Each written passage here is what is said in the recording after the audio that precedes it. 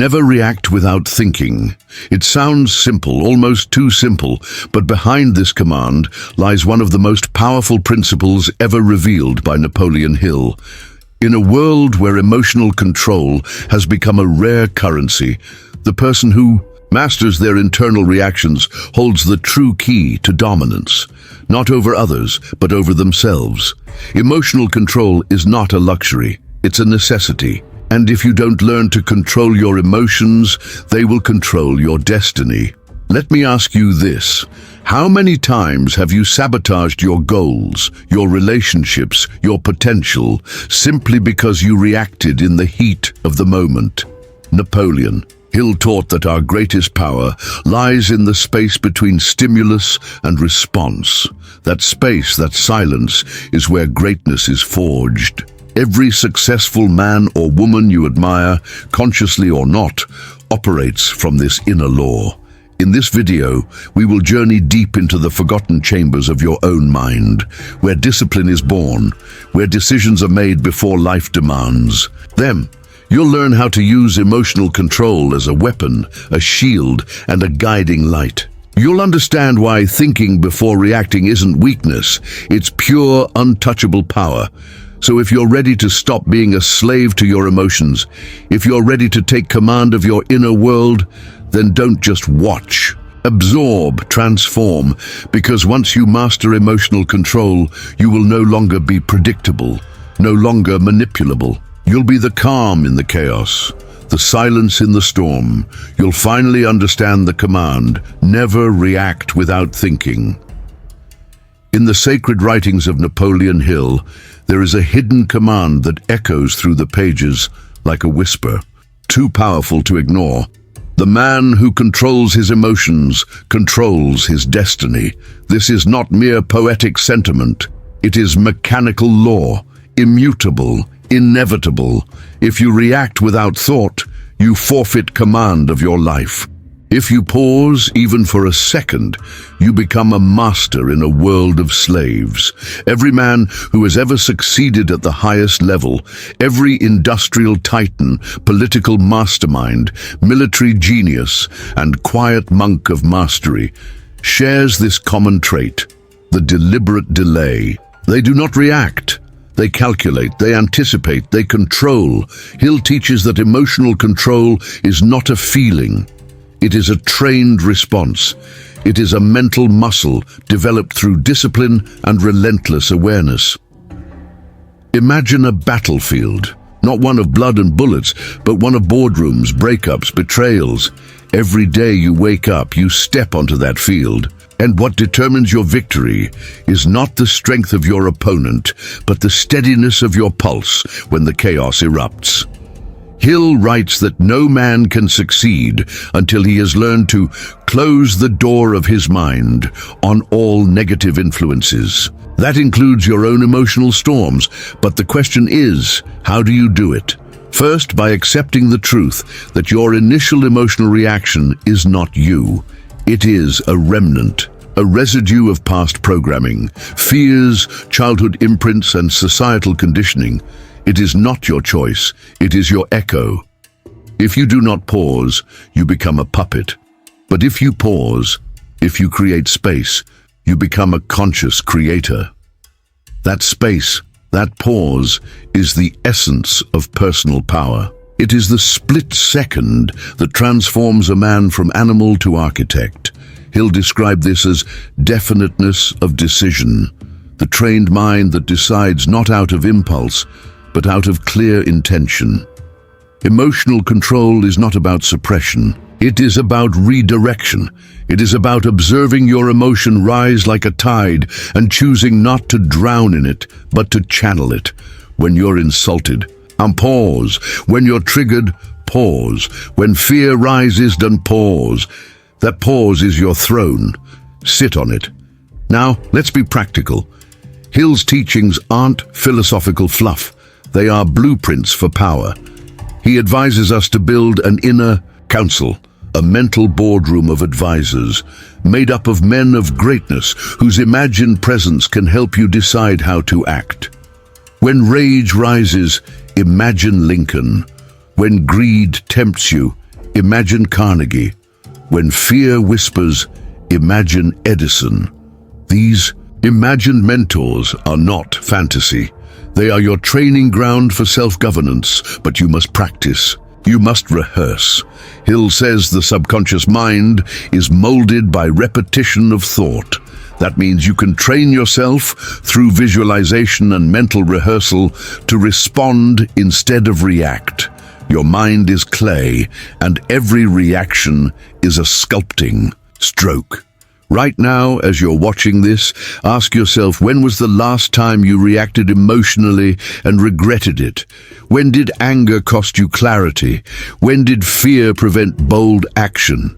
These are the moments that defined your life, not because of what happened, but because of how you reacted. So here's a challenge, starting today. Become the observer of your emotions, not their prisoner. Carry a journal. Track your triggers. See your emotions not as enemies but as messages. And when the fire rises, thank it, use it, transmute it. Because emotional control is not about becoming cold. It's about becoming unstoppable. And if this resonates with you, if this reminds you of the version of yourself you're fighting to reclaim, consider subscribing. Not just for more insights, but to join a movement of minds trained in the invisible. Art of self-mastery. Control your reaction, and you control your fate. Control your fate, and you've already won. Napoleon Hill did not regard emotions as enemies to be exiled, but as forces to be mastered. He recognized what few dare to accept. Every emotion you feel is either a tool or a trap. There is no neutrality. You either use it, or it uses you. At the heart of Hill's philosophy lies this principle. The mind is a faithful servant, but a treacherous master. The same applies to emotion. It can fuel the engines of industry, revolution, and spiritual elevation, or it can chain you to a life of mediocrity, reaction, and regret. Your emotion, left ungoverned, becomes a dictator. Governed, it becomes divine fire. This is why Hill emphasizes definiteness of purpose, because a man without a clear mission will be ruled by moods. If you don't know exactly what you want, every emotional impulse will seem like a justified response. But when you live with intention, your emotional responses must pass through a gate guarded by your mission. Anger, for example, is not evil, but unchanneled, it is destruction. Channeled, it becomes focus. It becomes unwavering. Intensity in pursuit of your definite goal. Hill tells the story of Henry Ford, a man who faced ridicule, rejection, resistance, and yet never reacted emotionally in public. Why? Because Ford's mind was focused. No insult could distract a mind obsessed with its vision. Fear, too, has a dual nature. It can paralyze, but it can also warn. Fear is your alarm system. It tells you where your growth lies. Hill breaks fear down into 6 basic types: poverty, criticism, ill health, loss of love, old age, and death. These fears live in every man, but most are never challenged. Most men run from them, react to them, obey them. Rare is the man who confronts fear with strategy, who pauses and asks, what is this fear trying to teach me? How can I use it? Hill's concept of accurate thinking is essential here. He defines it as the ability to separate fact from fiction, truth from opinion, reality from illusion. Emotional reactions, left unchecked, blur these lines. When you feel overwhelmed, your mind becomes fog. But when you train yourself to think despite emotion, you begin to see clearly. And clarity is power. Here's a technique Hill recommends. When faced with a charged emotional situation, remove yourself, physically if possible, mentally if necessary, and write the following question. What is the truth here? Not how do I feel? Not what do they deserve, just what is the truth? Because truth, as Hill teaches, is the foundation of success, and emotion often obscures it. Think of Thomas Edison, who failed thousands of times before inventing the light bulb. Each failure could have triggered shame, self-doubt, rage. But Edison did not allow emotion to rewrite the facts. He controlled the narrative. He controlled the reaction. And that control led to illumination, literally. There is another layer to this mastery. Hill speaks of the seventh basic evil, uncontrolled desire for something for nothing. This desire is rooted in emotional impulse, greed, envy, laziness. It is emotion in disguise. When a man chases reward without discipline, he is not acting from logic. He is reacting from emotional illusion. He wants the feeling of achievement without the labor. And this is the trap that ruins empires. But emotional control isn't suppression. Suppression leads to explosion. Control means integration. It means honoring the emotion without bowing to it. Hill encourages self-suggestion, daily repetition of empowering thoughts to reprogram the subconscious. If your subconscious is flooded with, "I am calm, I am clear, I respond with power," then over time, this becomes your default. When the storm hits, you do not need to find peace.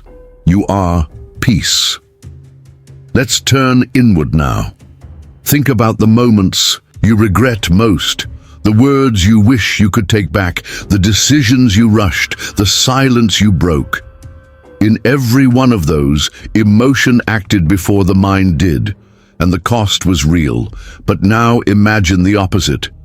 Imagine yourself as a man who doesn't flinch when insulted, who doesn't chase revenge, who doesn't need to defend his ego. Imagine the discipline of steel wrapped in velvet. That's not fantasy, that's the result of repetition, clarity, and practice. Principles Hill laid out with scientific precision. The path begins with observation.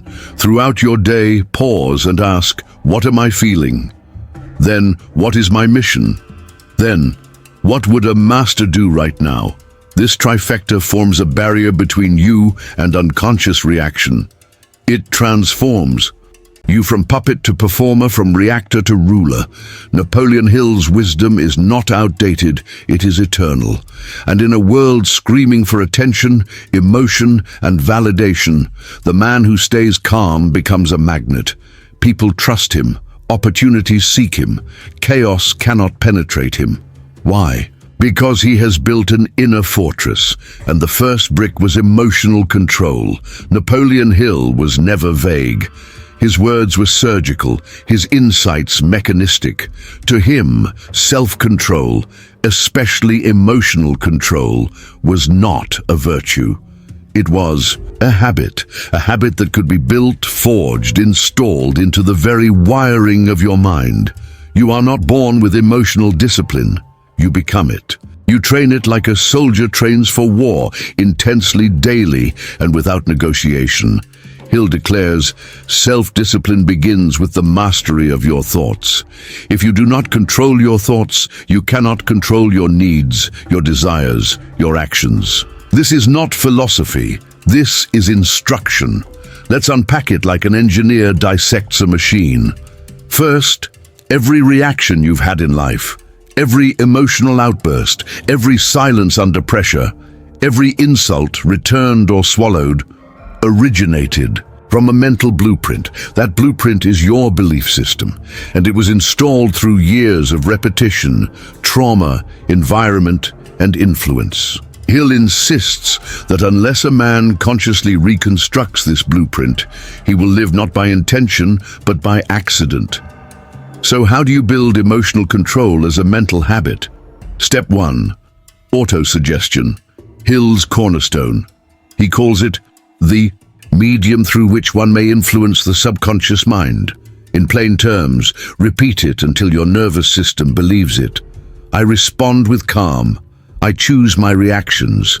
I am the master of emotion. These phrases must be spoken aloud, with intensity, with emotion, daily, because emotion is what imprints the subconscious. You must speak calm into your body until your body obeys. Step 2. Environment control. Hill warns, Avoid all circumstances, people, and stimuli that ignite negative emotions until you are strong enough to control your own response. This is not weakness, this is training. A boxer doesn't enter the ring on day one, he trains in silence. So must you. Cut the noise, distance yourself from chaos, spend time alone. Observe your triggers, control your surroundings to reclaim your sovereignty. Step 3. Definiteness of purpose. Emotional control is impossible without a clear mission. Why? Because without purpose, emotions become the compass. If you don't have a why, your anger becomes the decision maker. Your fear becomes your planner. Your sadness becomes your voice.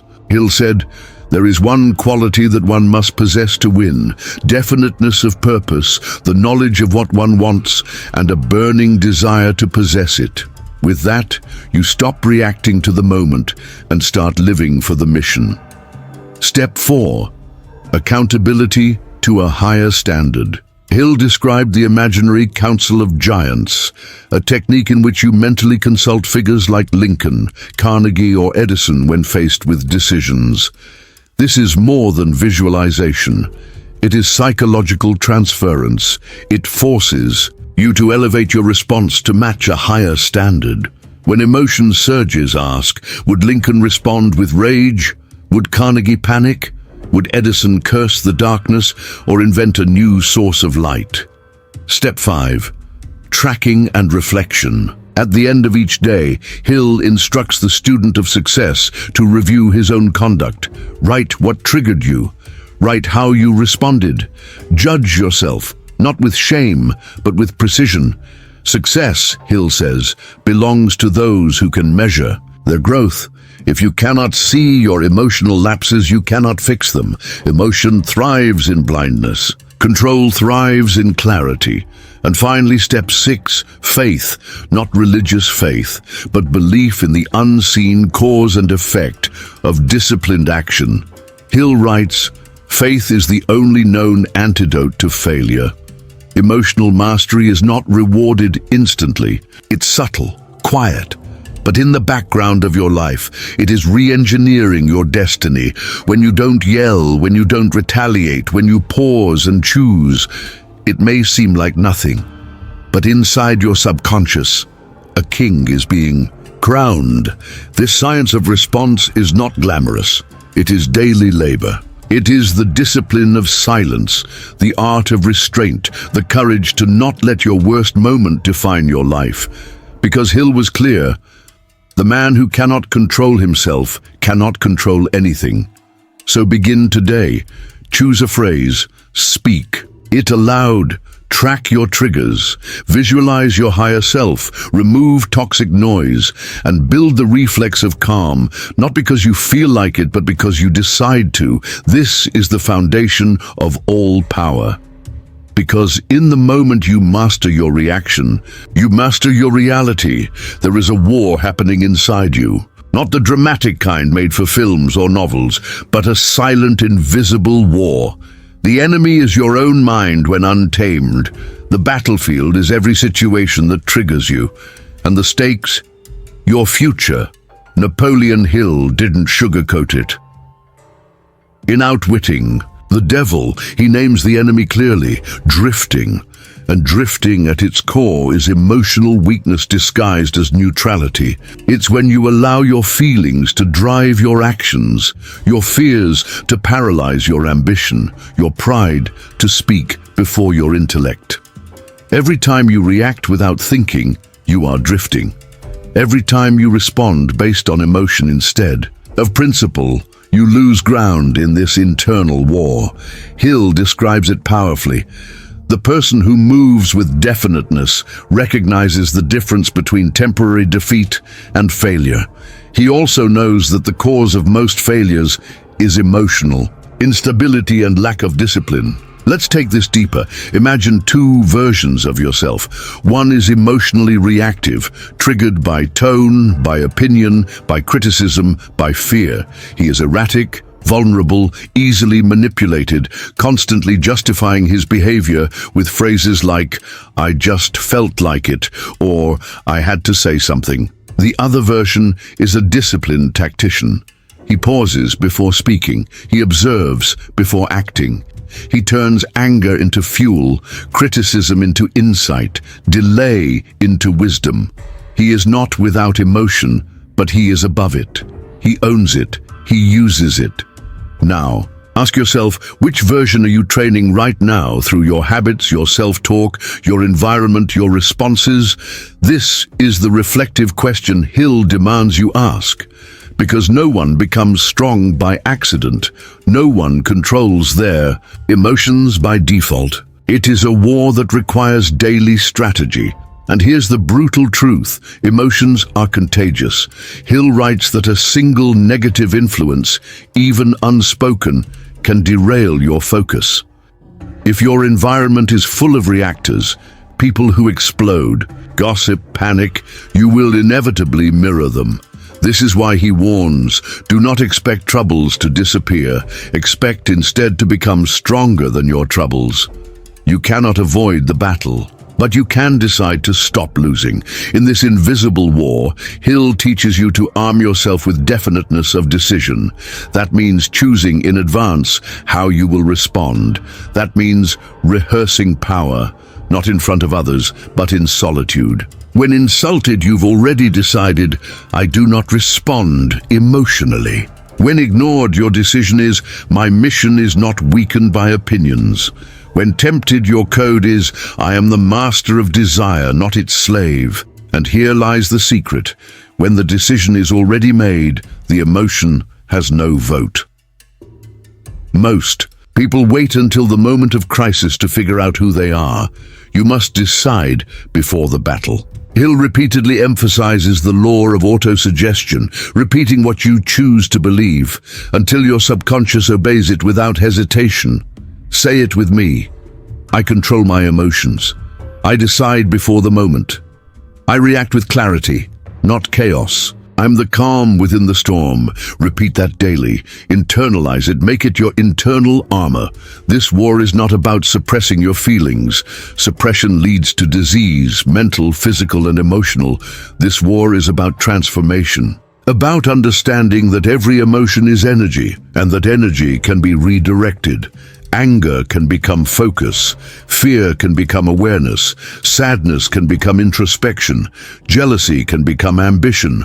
You are not your first emotion, you are your final decision. Hill makes this abundantly clear. One who is a master of his emotions is, in every respect, the master of his fate. No exceptions, no excuses. So next time you feel the heat rising in your chest, the urge to lash out, to panic, to surrender, pause, breathe, remember your mission, and choose. Because every emotional decision you don't make builds a stronger you. You are at war. But if you fight with discipline, you will never lose again. What if I told you that the true wealth of a man is not measured in currency, assets, or applause, but in his ability to remain unmoved when everything around him demands a reaction? Napoleon Hill taught that emotional mastery is not just a character trait, it is a currency that buys clarity, respect, trust, influence, and ultimately, power. He wrote, "There can be no wealth where there is no self-discipline." Let that echo through your soul. Because the man who masters his emotional world becomes immune to manipulation, distraction, and destruction. Think about the men you secretly admire, not for their charisma or charm, but for their poise, their ability to stay calm when insulted, to speak softly when challenged, to walk away when provoked. That is not weakness, that is wealth, inner wealth. Hill understood that riches first manifest in the mind, that the real treasure is found in thought control, emotional discipline, and unshakable decision-making. He called it the riches of the mind. And among these riches, emotional control stands at the top of the pyramid. But why is it so rare? Because most people are broke inside. They spend their emotional energy like compulsive gamblers, responding to every trigger, defending every ego wound, reacting to every slight. They walk through life exhausted, confused, emotionally bankrupt. And Hill's work is a revolt against this kind of existence. He wants you rich, internally rich. Emotional control protects your mental capital. Every time you react, you spend energy. Every time you pause and respond with intention, you invest it. One is waste. The other is compounding growth. Hill emphasized the role of the mastermind, a collective of minds working in harmony toward a definite purpose. But he warned, no man can be part of a true mastermind if he is ruled by negative emotions. Why? Because a mind ruled by emotion is unstable, and unstable minds cannot synchronize. The emotionally reactive man is a threat to unity, to vision, to power. Therefore, your first qualification for leadership, for influence, for real wealth is emotional control.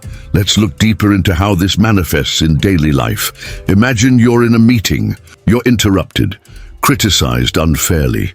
Your heart rate spikes, your mind races to defend. You can feel the heat behind your eyes, but instead of reacting, you breathe. You recall your purpose. You delay your response. You speak with calm. The room shifts. People listen. Why? Because emotional control commands attention. It radiates confidence. It signals strength. It is silent authority. Now picture a relationship, romantic, professional, or familial. Emotions run high. Words get sharp. Most people escalate. You de-escalate. You hold the line. You refuse to match chaos. And suddenly, your influence grows. Because people trust those who can remain calm when others drown in drama. This is what Hill meant when he said, "The successful man is the one who can lay a firm foundation with the bricks others have thrown at him." That foundation is emotional resilience.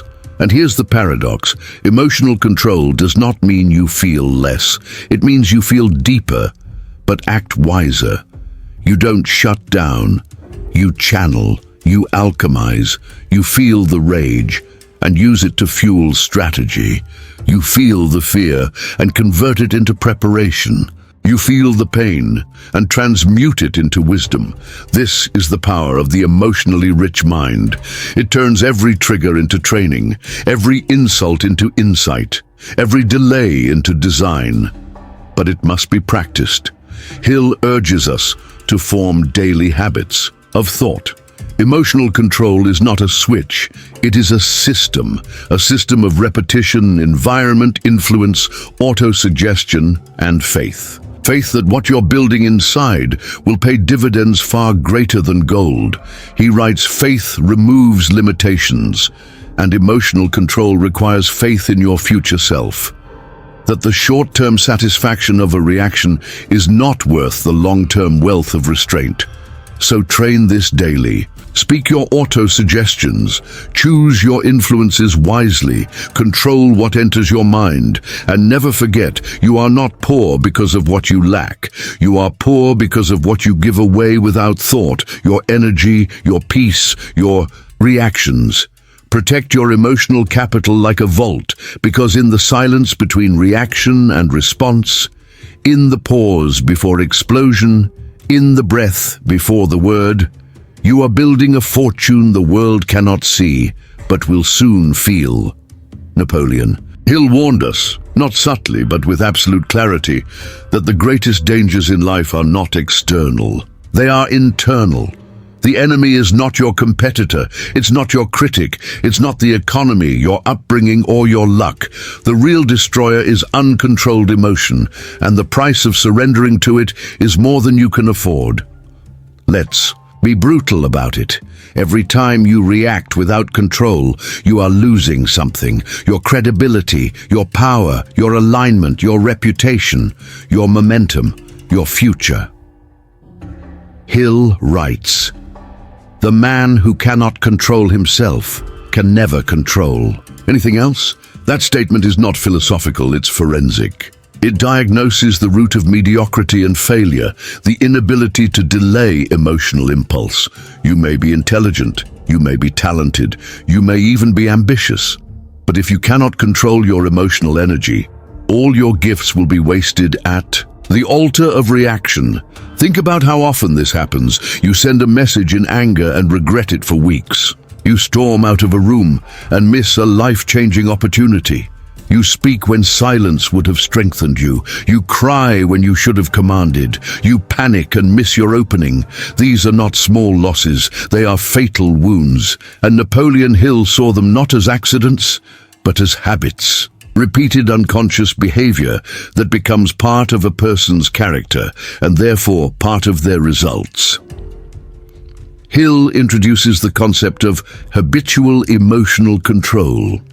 He believed that emotions should not be avoided, they should be converted. When fear arises, it is an opportunity to test courage. When anger appears, it is a signal to assert purpose. When sadness surfaces, it is a cue to deepen reflection. But when emotions control you, they blind you. And blindness has a cost. You lose vision, you lose perspective, you lose options, you lose time. One of the most destructive elements of emotional reaction is that it distorts time perception. When triggered, your body floods with cortisol and adrenaline. You feel urgent, pressured, forced to act now. But Hill's philosophy is built on the opposite idea. Think before you act, decide only when calm, move only when aligned. He tells the story of great men who delayed decisions, not out of fear, but out of respect for clarity. Henry Ford, for example, was notorious for refusing to respond to emotional appeals. He would listen, he would pause, he would walk, he would return later with a decision made from purpose, not pressure. That is power, because reaction is always expensive, but decision made in calm is always profitable. And let's talk about how uncontrolled emotion affects your environment. Hill is clear, your environment shapes your thoughts, but your thoughts also shape your environment. If you're constantly reactive, those around you will shift. They'll walk on eggshells, they'll lose trust, or worse, they'll mirror your chaos. The emotionally reactive man is a liability. He cannot lead, he cannot build, he cannot attract the mastermind, because people don't follow words, they follow vibration. And emotion is vibration. Hill urges us to create an environment of harmony. Emotional control is the gateway to that harmony. If your presence calms the room, you are the leader, regardless of title. But how do you get there? By embracing the price of emotional reaction as real. You must feel the loss, you must count the cost. Every time you react, you spend. That's the paradigm shift. Reaction isn't free. It bankrupts you silently. It costs you influence, trust, energy, momentum, time, precision, relationships, vision, and most dangerously, it costs you self-respect.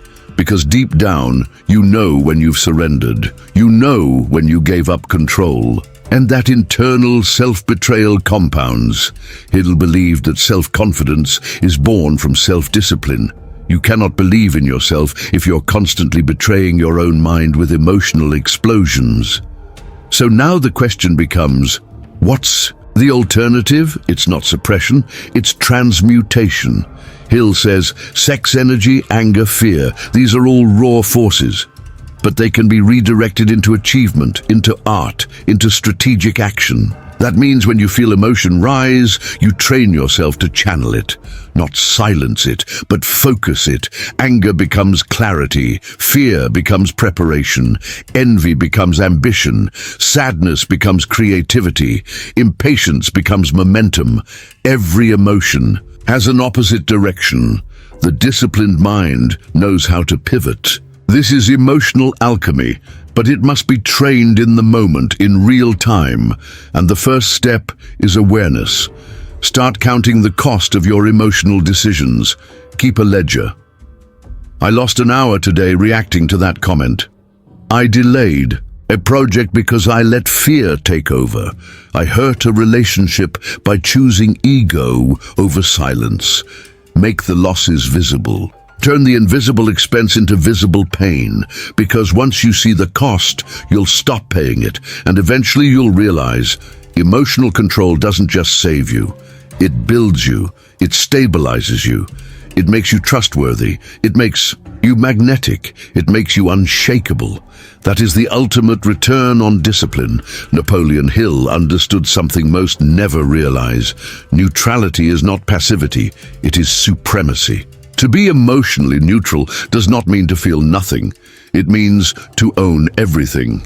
It means your internal state is no longer dictated by circumstance, by criticism, or by chaos. You become your own weather system, unaffected by storms, unshaken by noise. Hill wrote, "No one can cause you to feel inferior without your consent." And what is consent, if not a reaction? The reactive man signs over emotional authority to anyone who provokes him. The neutral man keeps his signature, his energy, his clarity, his sovereignty. Emotional neutrality is the apex of self-discipline. It is not a spiritual state reserved for monks, nor an abstract concept for philosophers. It is the result of thousands of tiny, invisible victories. Moments when you could have spoken but chose silence. Moments when you felt rage but channeled focus. Moments when you were disrespected and yet preserved your dignity, not for them, but for you. You do not need to be ice. You need to be immovable. There's a difference. To be emotionally neutral is not to be dead. It is to be alive and commanding. It is to have access to every emotion, but to allow none to overthrow your direction. Hill was obsessed with direction, definiteness of purpose. A mind that knows where it's going cannot afford to be pulled into emotional detours. This is why neutrality is not emptiness, it is pure intent. A man who remains emotionally stable is not weak. He is the most dangerous man in the room, because nothing rattles him. And in a world of endless stimulation and perpetual emotional bait, that kind of man is an anomaly. Imagine a life where your tone never shifts because of someone else's weakness, where your day is never hijacked by a comment, a look, or a delay, where your energy is preserved like gold, spent only where it multiplies. That's emotional neutrality, and it begins with vision. When you know who you are, the urge to react fades. Your identity is not on trial. Your value is not up for auction. Emotional neutrality is not about what happens to you. It's about what you've decided nothing can do to you. This requires faith. Not religious faith, but faith in the system of mental discipline. Hill spoke often of faith as the bridge between thought and reality, and emotional neutrality is one of its highest forms. It is the deep belief that nothing external has permission to dictate your internal world unless you allow it. In this stillness, you see clearly, you think deeply, you hear what others miss. You act only when aligned. People trust you because in your presence they feel grounded. You become the eye of the storm, and not because you sought attention, but because neutrality commands it. To get there, Hill insisted on daily practice. Repetition, mental rehearsal, control of environment, elimination of toxic influences, the constant reminder of your chief aim.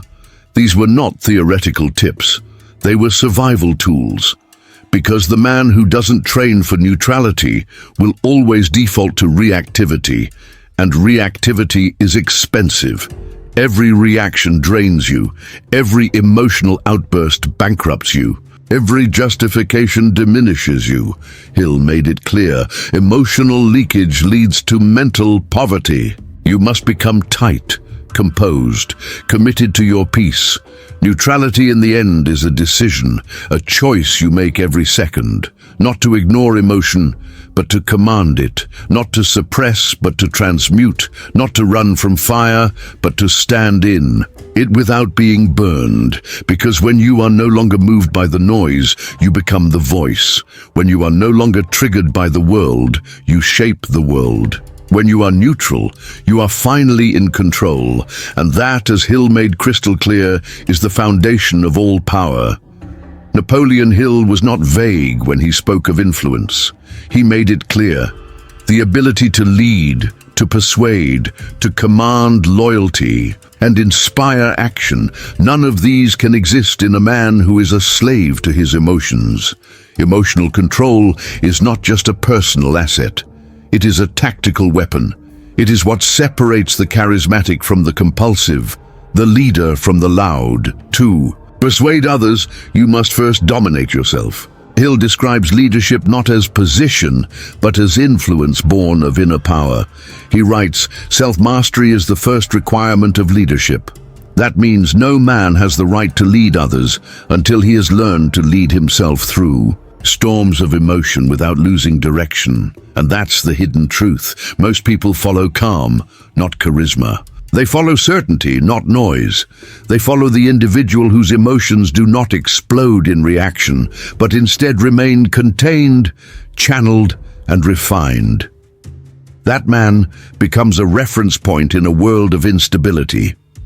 Imagine a negotiation. Two parties at odds, tempers rise, accusations surface.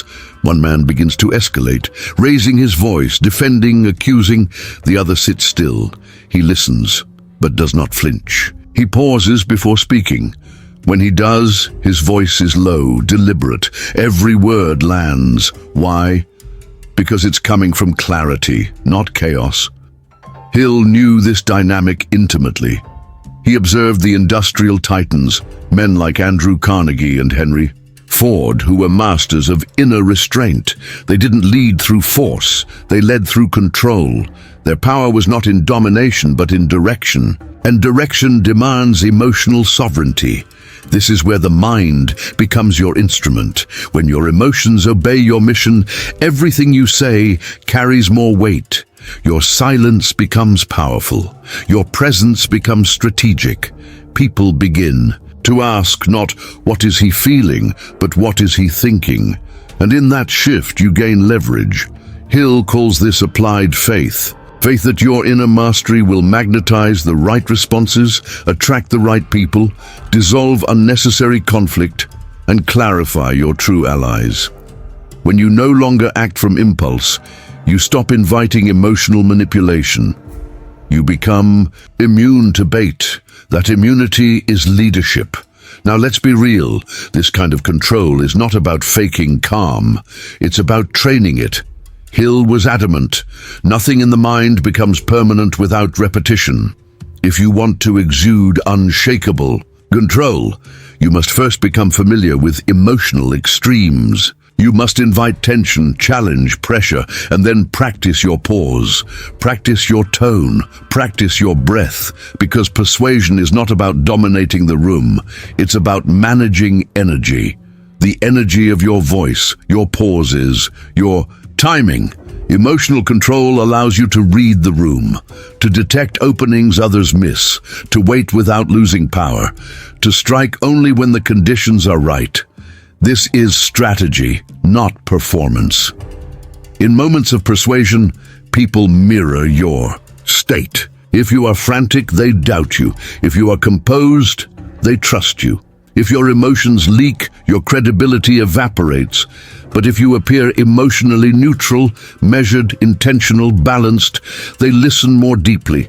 Not because you're louder, but because you're more certain. And Hill insists certainty is magnetic. Let's take this to the realm of team building. No one wants to work under a volatile leader.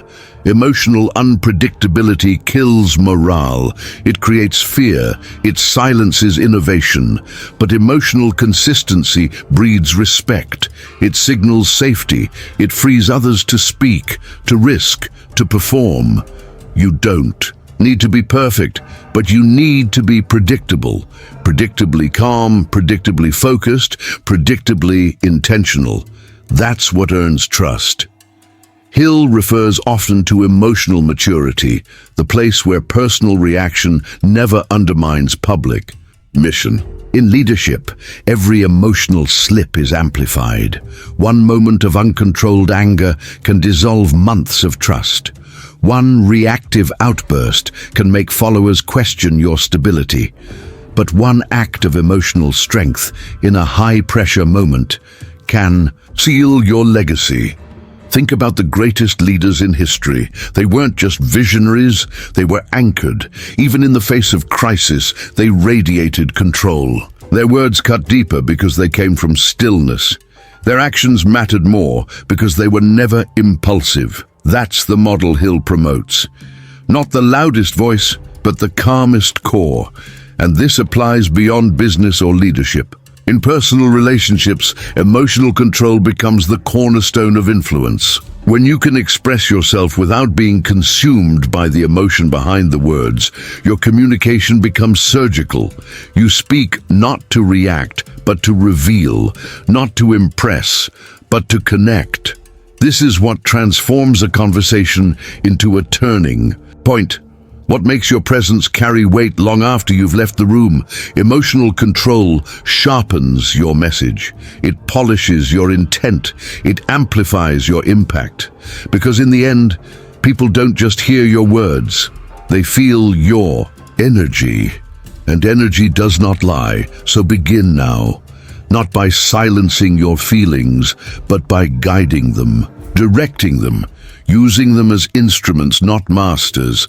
Let your calm become your compass. Let your clarity become your signal. Because once your emotions obey your mission will command the world. This is the moment of truth. Not the moment when you're praised, understood, or applauded, but the moment when everything inside you screams to react, to lash out, to collapse, to abandon what you've built in the heat of feeling. That's the test. And as Napoleon Hill taught relentlessly, your success is determined not by the storms around you, but by what you do when those storms surge through you. It's not a question of if you'll be challenged emotionally, it's a certainty. The world is designed to test you. People will provoke you. Delays will tempt your patience. Criticism will cut at your pride. Failure will whisper lies to your self-worth. And in those moments, you will either become who you said you were or reveal who you've always been. Hill was not a motivational speaker. He was a technician of the human spirit. He understood that emotional control isn't for appearances, it's for dominion, and he placed that responsibility squarely on your shoulders. If you do not conquer self, he warned, you will be conquered by self. There is no middle ground. Think about it. What if the next 10 years of your life were determined not by your talents, but by your ability to stay calm under pressure? To remain composed when the deal slips through your hands, to speak with dignity when your name is slandered, to act with poise when your heart is on fire. That's the battlefield most never prepare for. But that's the only one that matters, because here's the truth. Empires are built in silence, in private choices, in internal wars that no one sees. Emotional control is your final test, and most people fail it not because they lack strength, but because they never expected to need it. They think emotional mastery is for the spiritual, the passive, the monks in mountains. But Hill proved otherwise. He taught that the most aggressive form of power is the refusal to be emotionally manipulated. That to lead, to sell, to build, to win, you must first pass the test of yourself. So who are you when it rises? When the insult hits? When the delay drags on? When betrayal cuts deep? When the results don't reflect the work? Do you explode? Do you panic? Do you withdraw? Or do you pause, breathe, return to mission? That's the man you're building. That's the foundation Hill poured page after page. A mind that responds, never reacts. A voice that speaks, never barks. A soul that commands, never pleads. And it's not just about you. When you choose emotional control, you liberate others. You become the model, the reference point, the unshakable example in a world that's constantly shaking. People don't need more talkers, they need living proof. They need you. So, what now? Now you decide. Not once, but daily. You train, you rehearse. You build the internal command center from which no panic can escape. And every time you feel triggered, recognize it as an opportunity, not a setback, a signal that you are growing. that the final test is no longer final because it's becoming familiar. Your power is not in your reaction, it's in your pause. It's in your stillness. It's in the command you build when no one is watching. So choose today to become the man who never reacts without thinking, to become the mind that no longer flinches under pressure, to become the presence that radiates certainty, even in chaos, because emotional control isn't the end of the journey, it's the beginning of everything that matters. Now here's what I want from you. If this message ignited something inside, if you felt the power of this philosophy, not as theory but as truth, then share this video with 3 people you care about, not for views, for impact, because the world doesn't need more opinions. It needs more masters. Now answer this. For yourself, when the storm comes again, will you lead from emotion or from command?